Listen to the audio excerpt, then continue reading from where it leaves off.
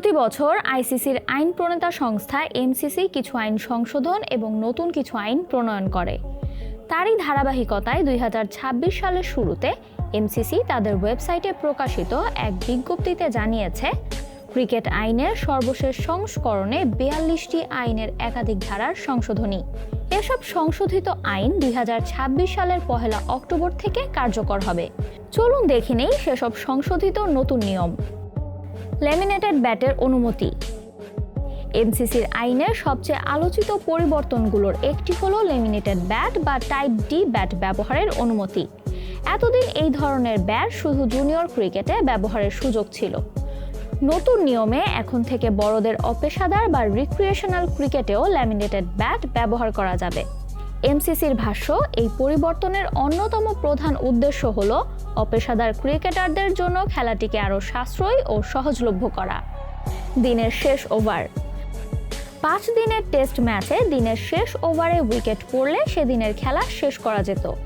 এখন থেকে থাকছে না আর সে নিয়ম। এখন থেকে দিনের শেষ ওভারে উইকেট পড়লে ওভারের বাকি বলগুলো শেষ করে তবেই মাঠ ছাড়তে হবে ব্যাটিং দলকে। বাউন্ডারিতে বানি হপ ক্যাচ। ক্রিকেট মাঠে অন্যতম সুন্দর দৃশ্য বাজ পাখির মতো উড়ে এসে বাউন্ডারিতে উড়ন্ত বল তালুবন্দী করার দৃশ্য। এখন থেকে এমন দৃষ্টিনন্দন ক্যাচে মানতে হবে নতুন নিয়ম। আইসিসির নতুন নিয়মে ফিল্ডার শূন্যে থাকা অবস্থায় একবারই বল স্পর্শ করতে পারবেন এবং ক্যাচ পূর্ণ করতে হলে তাকে অবশ্যই বাউন্ডারির ভেতরে থাকতে হবে। কিপারের গ্লাভস। বোলার দৌড় শুরু করার সময় কিপারের গ্লাভস স্ট্যাম্পের সামনে থাকতে পারবে, তবে বল ছাড়ার মুহূর্তে গ্লাভস অবশ্যই স্ট্যাম্পের পেছনে থাকতে হবে। Short run. ইচ্ছাকৃতভাবে শর্ট রান নিলে 5 রান জরিমানা করার নিয়ম থাকছে আগের মতোই, তবে পাশাপাশি যুক্ত হয়েছে পরের বলে কোন ব্যাটার স্ট্রাইকে থাকবে সেটি ঠিক করবে ফিল্ডিং দল। তবে অনিচ্ছাকৃত শর্ট রানে কোনো শাস্তি পেতে হবে না। হিট উইকেটের ব্যাখ্যা। নতুন নিয়মে ব্যাটার শট খেলতে গিয়ে ভারসাম্য হারিয়ে পরে স্ট্যাম্প ভাঙলে সেটা আউট হবে, তবে ফিল্ডারের সঙ্গে ধাক্কা লেগে পড়লে আউট ধরা হবে না। বল কখন ডেড হবে। বল ডেড ঘোষণা করার ক্ষেত্রে আম্পায়ারকে আরও বেশি ক্ষমতা দেওয়া হয়েছে। বল ফিল্ডারের হাতে থাকলেও যদি আম্পায়ার মনে করেন খেলা আর এগোবে না, তাহলে তিনি বল ডেড ঘোষণা করতে পারবেন। ওভারথ্রো। এখন থেকে শুধু উদ্দেশ্যমূলকভাবে উইকেট লক্ষ্য করে বল ছুড়লে সেটিকে ওভারথ্রো ধরা হবে। সাধারণ মিস ফিল্ডিং আর ওভারথ্রো হিসেবে গণ্য হবে না। ইনিংস ঘোষণা।